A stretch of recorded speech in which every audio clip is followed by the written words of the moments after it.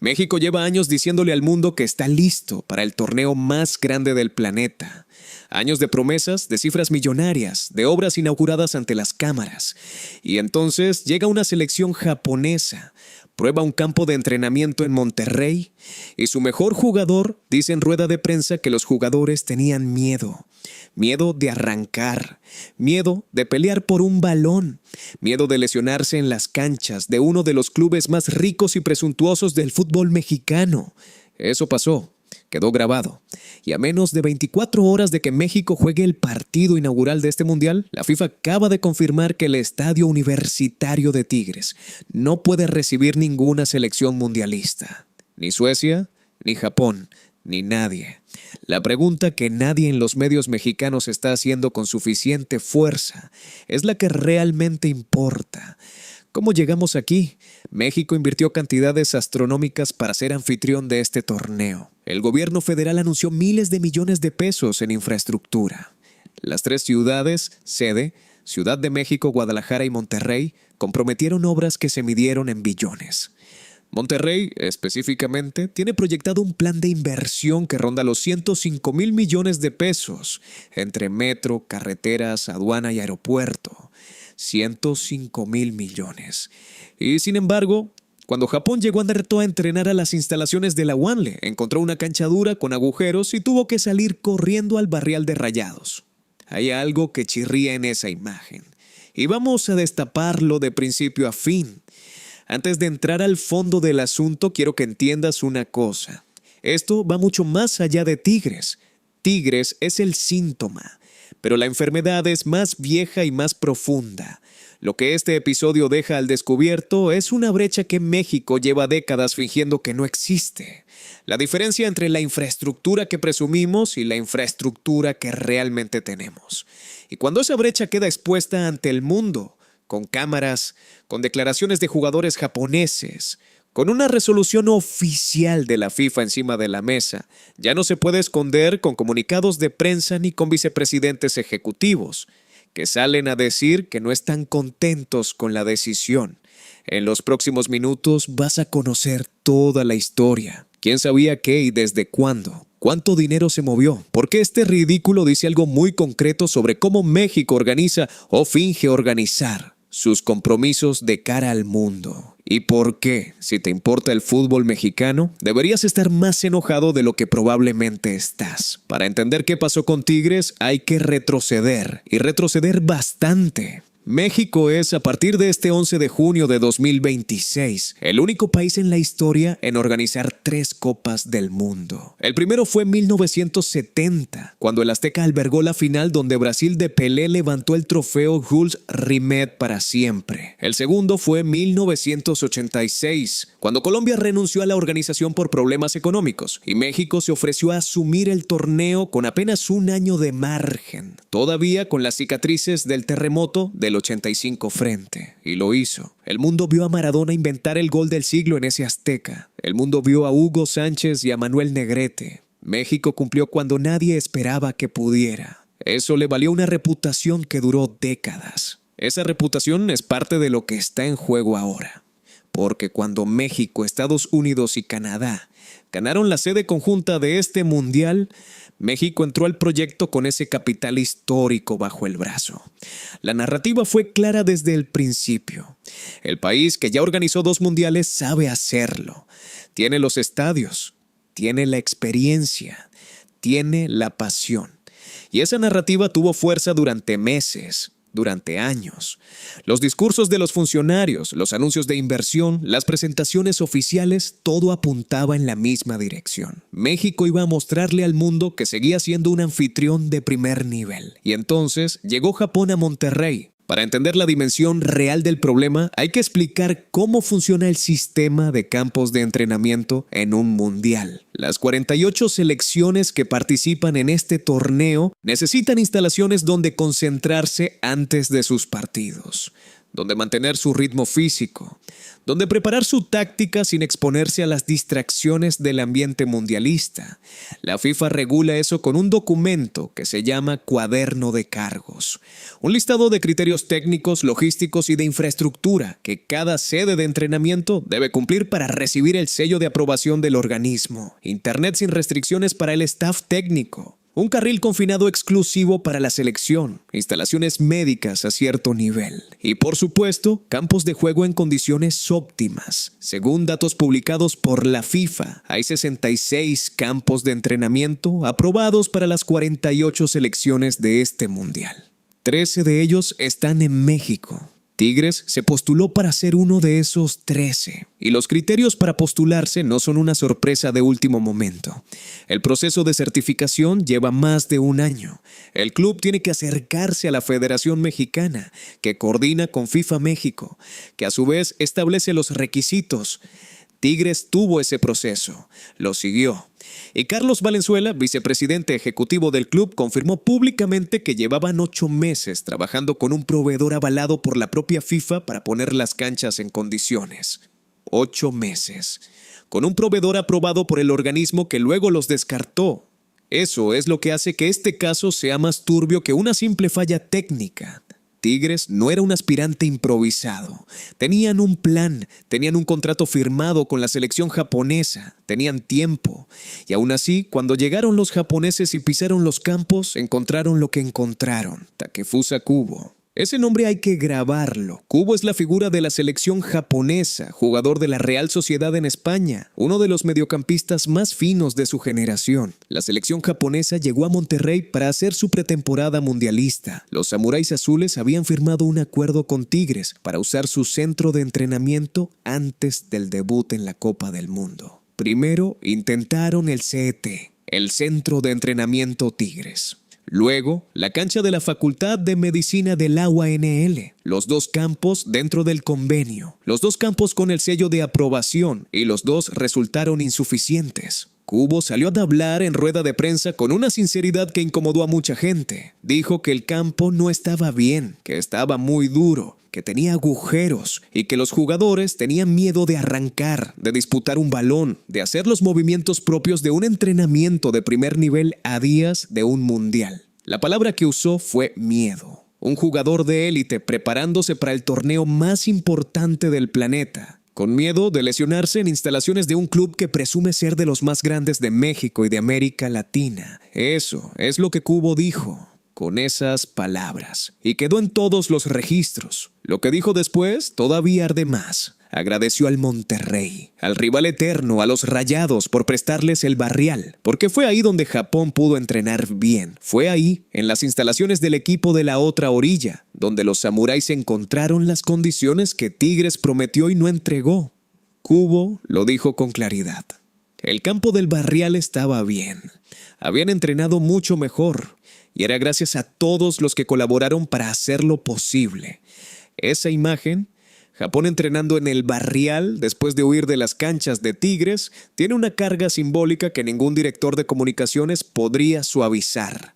La reacción institucional de Tigres merece analizarse con cuidado, porque dice mucho sobre cómo funciona la comunicación corporativa cuando algo sale muy mal. Valenzuela salió a los medios con un mensaje calculado para que hacer 3 cosas al mismo tiempo: aceptar la realidad sin aceptar la culpa, defender el trabajo del club sin contradecir a la FIFA y mantener abierta la puerta para seguir recibiendo otras selecciones. Dijo que no estaban contentos con la decisión, que habían seguido las indicaciones, que iban a seguir trabajando y que ojalá el clima les ayudara. En ningún momento explicó qué salió mal, cuál campo específicamente falló. ¿Por qué 8 meses de trabajo con un proveedor certificado por FIFA terminaron en un campo duro y con agujeros? Esas respuestas no llegaron. Y en ausencia de respuestas claras, lo que queda es el relato de Kubo y la resolución de la FIFA. El detalle del proveedor certificado por FIFA merece atención especial. Tigres no contrató a cualquier empresa, contrató a alguien con el sello de aprobación del organismo rector del fútbol mundial. Eso debería haber sido garantía suficiente. Y aún así, el resultado fue un campo que el mismo organismo consideró insuficiente para sus propios estándares. Hay 2 lecturas posibles y ninguna es culpa al club.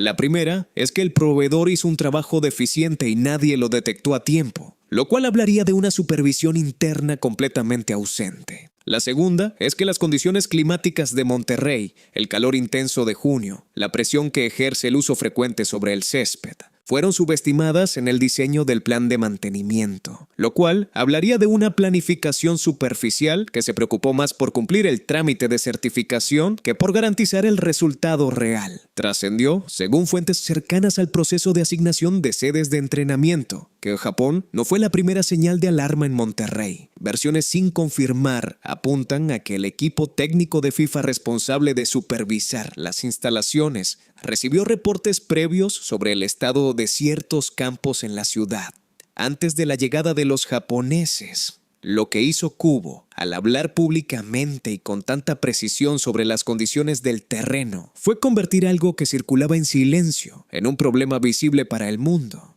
Y una vez que es visible, la FIFA tiene que actuar. La notificación a Tigres llegó la noche del 8 de junio, a menos de 48 horas del partido inaugural. Ahora hablemos del dinero, porque es donde esta historia cambia de dimensión completamente. México no llegó a este mundial de brazos cruzados ni con presupuesto escaso. Las estimaciones de inversión para las 3 ciudades sede rondan los 225,000 millones de pesos, solo en Ciudad de México, Guadalajara y Monterrey. Infraestructura de transporte, modernización de estadios, obras urbanas, logística internacional. La presidenta Claudia Sheinbaum anunció una aportación federal de entre 1,500 y 2,000 millones de pesos para cada ciudad sede, destinada específicamente a infraestructura de movilidad. Nuevas líneas de metro en Ciudad de México, la línea 5 en Jalisco, las líneas 4 y 6 en Nuevo León.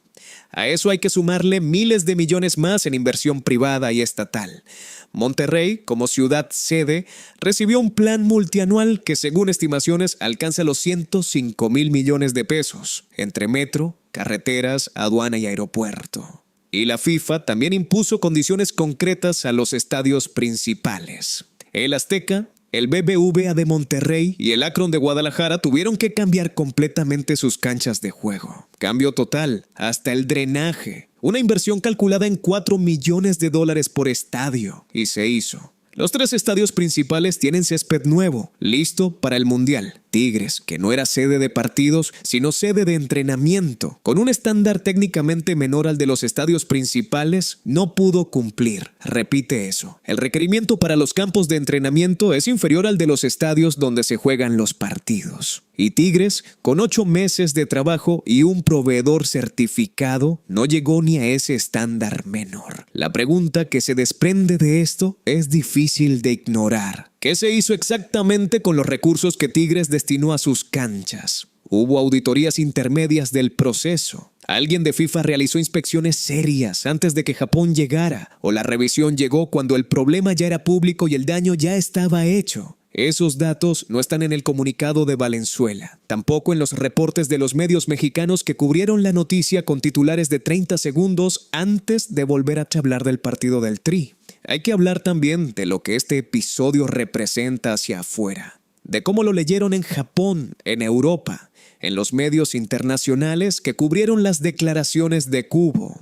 Porque una cosa es el impacto interno, el bochorno que siente el aficionado mexicano cuando lee que los jugadores japoneses tenían miedo de entrenar en canchas de la Liga MX. Otra cosa es lo que ese relato construye en el exterior. Japón llegó a este mundial con una de las selecciones más sólidas de Asia. Un equipo repleto de jugadores que compiten en las ligas más exigentes de Europa, con Kubo como la punta más visible de una generación que ha redefinido el fútbol japonés en los últimos 10 años.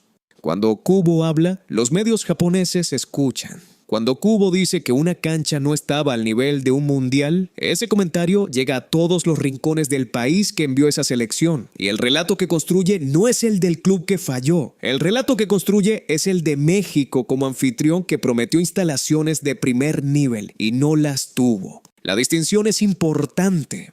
Para el aficionado mexicano, esto es el fallo de Tigres. Para el aficionado japonés, para el observador europeo, para el periodista internacional que cubrió la historia, Esto es el fallo de México.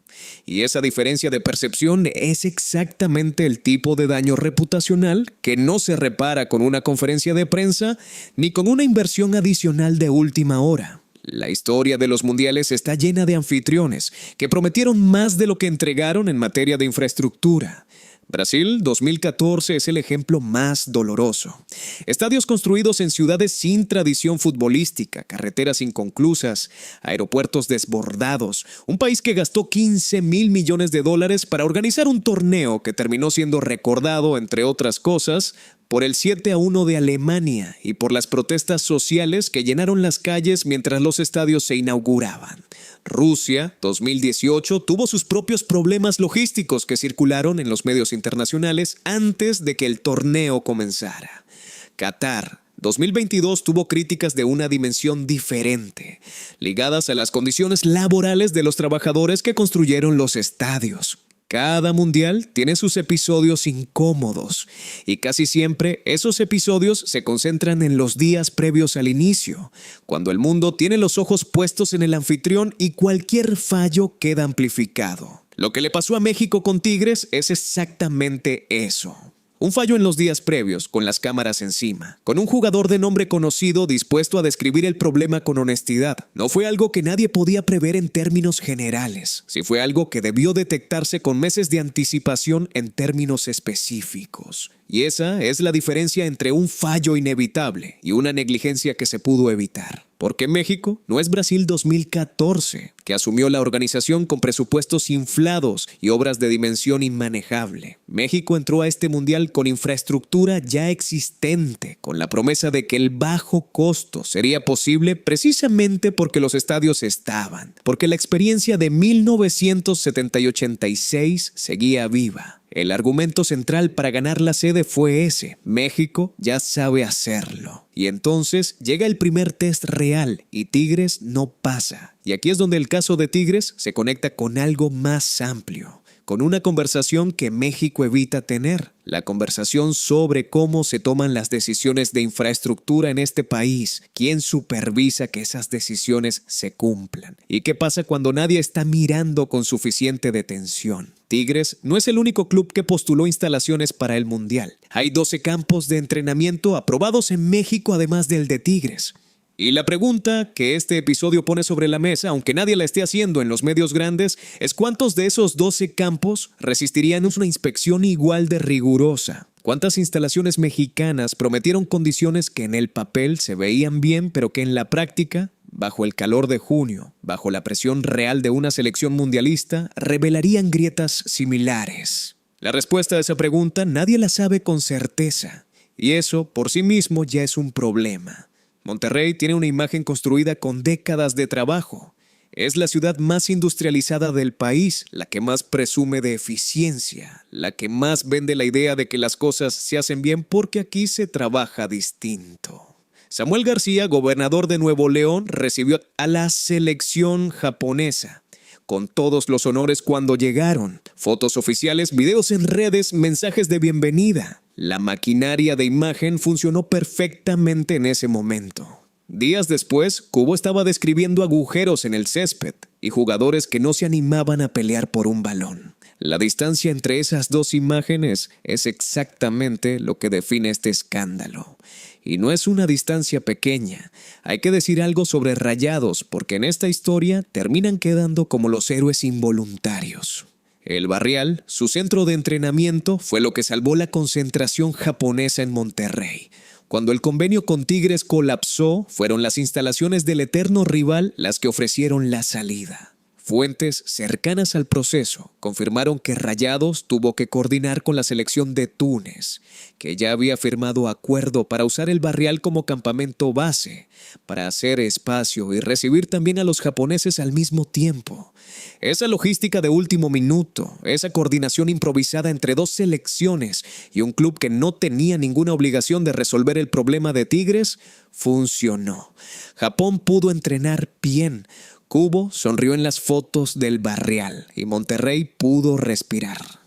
Pero eso no cambia lo que pasó, y no cambia la decisión que FIFA tomó la noche del 8 de junio. Lo que la FIFA comunicó esa noche fue concreto. El estadio universitario no recibirá a Suecia ni a Japón. Suecia tenía programado entrenar ahí el 13 de junio, víspera de su partido contra Túnez en el estadio Monterrey. Japón tenía el 19 de junio, la víspera del que será el partido número 1000 en la historia de los mundiales, también en Monterrey. 2 partidos de fase de grupos, 2 selecciones, 2 oportunidades perdidas.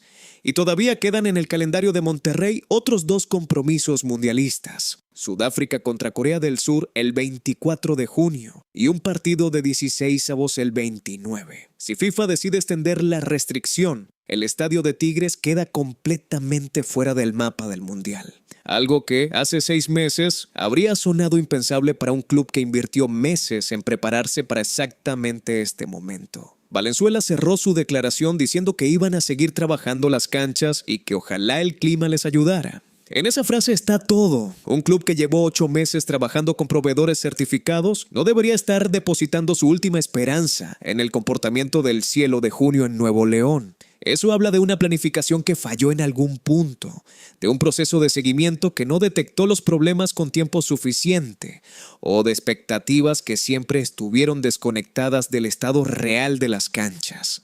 Y el escenario que Tigres tenía en mente cuando aceptó recibir selecciones era muy distinto al que ocurrió. Era visibilidad internacional.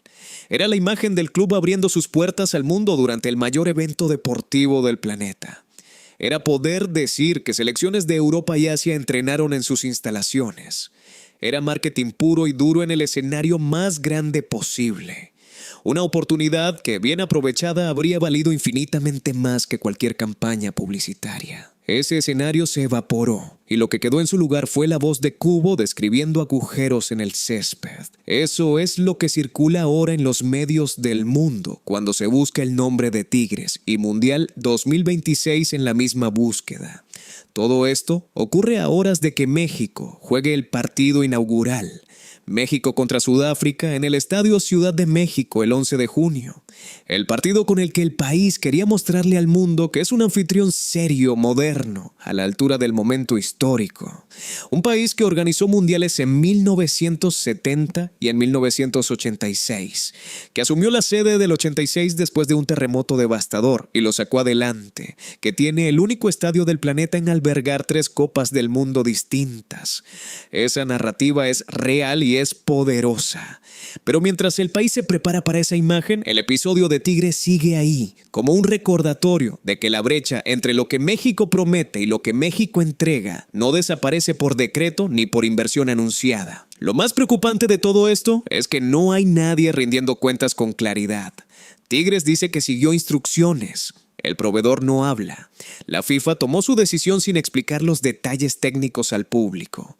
Y los medios mexicanos, en su mayoría, están demasiado ocupados con la euforia del Mundial para profundizar en lo que este episodio revela. Así que la historia se diluye en el ruido de las celebraciones. Así es como estos episodios mueren sin que nadie cambie nada. Se convierte en anécdota, en dato curioso. Y la siguiente vez que México organice algo de este nivel, alguien volverá a firmar acuerdos con instalaciones que no están listas y el mundo volverá a verlo. Porque la pregunta que va a seguir rondando a lo largo de este torneo, cada vez que Monterrey aparezca en el calendario, cada vez que una selección entrene en algún campo de la ciudad, es la misma. ¿Qué pasaría si revisáramos los otros 12 campos aprobados con la misma lupa que Cubo le aplicó al de Tigres? Y si la respuesta no es tranquilizadora, entonces este no es el problema de un solo club. Es el problema de un sistema que aprueba instalaciones, certifica proveedores, anuncia inversiones millonarias y luego no tiene mecanismos reales para verificar que lo que se prometió corresponde a lo que existe en la realidad.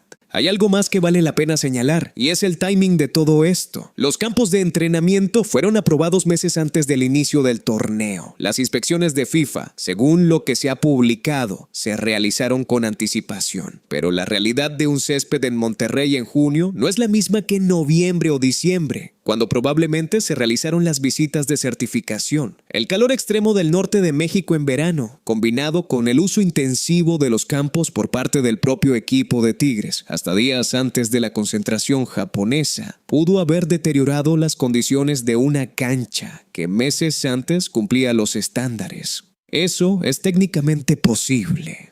Pero también es exactamente el tipo de escenario que un plan de preparación serio debería haber contemplado. Un campo de entrenamiento mundialista no se puede aprobar en invierno y olvidarse hasta que lleguen las elecciones en junio. Tiene que haber seguimiento. Tiene que haber inspecciones de mantenimiento cercanas a la fecha real de uso. Tiene que haber alguien que garantice que las condiciones certificadas en diciembre siguen existiendo en junio.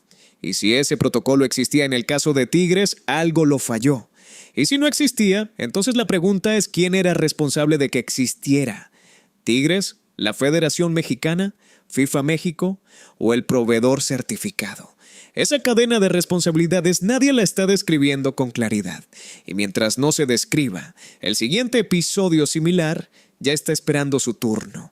Valenzuela, al final de su declaración, dijo algo que merece quedarse en la memoria. Dijo que iban a asegurarse de que las canchas estuvieran listas para cuando Tigres regresara de sus vacaciones, las vacaciones del equipo, en medio del Mundial, un Mundial que el club pasó meses preparándose para protagonizar como sede de entrenamiento y que ahora van a ver desde la misma distancia que cualquier aficionado con televisión. Esa imagen dice más que cualquier análisis que se pueda hacer. México gastó miles de millones para estar aquí, para mostrar al mundo que puede organizar un mundial, para confirmar una reputación que viene desde 1970, cuando este país le demostró al planeta que Norteamérica podía albergar el deporte más importante del mundo, para ser el único país en la historia con 3 mundiales encima. Ese legado es real, esa historia es genuina. El problema es que los legados no se mantienen solos. Se mantienen con gestión, con supervisión, con alguien que se haga responsable cuando algo falla y con la voluntad de entender por qué falló para que no vuelva a pasar. México 86 organizó un mundial después de un terremoto. Nadie tenía razones para creer que podía hacerlo y lo hizo. Esa es la versión de México que su afición quiere proyectar al mundo. La del país que supera lo que sea. Pero superar lo que sea requiere enfrentar primero lo que salió mal. Y lo que salió mal con Tigres requiere más que un comunicado de vicepresidente y una esperanza depositada en el clima de junio. En la primera prueba real, en el primer momento en que una selección extranjera llegó a entrenar a las instalaciones de un club profesional mexicano, los jugadores tuvieron miedo de lesionarse. Eso no lo borra ningún gol del Tri esta semana. Eso no lo resuelve ningún comunicado corporativo. Lo que queda es la declaración de Cubo y la resolución de la FIFA. Y esas dos cosas ya viajaron por todo el mundo antes de que el partido inaugural comenzara. Si llegaste hasta aquí, es porque este tipo de análisis te interesa. El que va más allá del resultado y mete el dedo en lo que realmente está pasando detrás de la cancha. Suscríbete al canal si todavía no lo has hecho, activa la campanita porque durante este mundial vamos a seguir sacando todo lo que los medios grandes prefieren no desarrollar. Y si conoces a alguien que cree que México lo tiene todo bajo control con este torneo, comparte este video. Que lo vea, que se pregunte lo mismo que nos estamos preguntando nosotros. Nos vemos en el siguiente.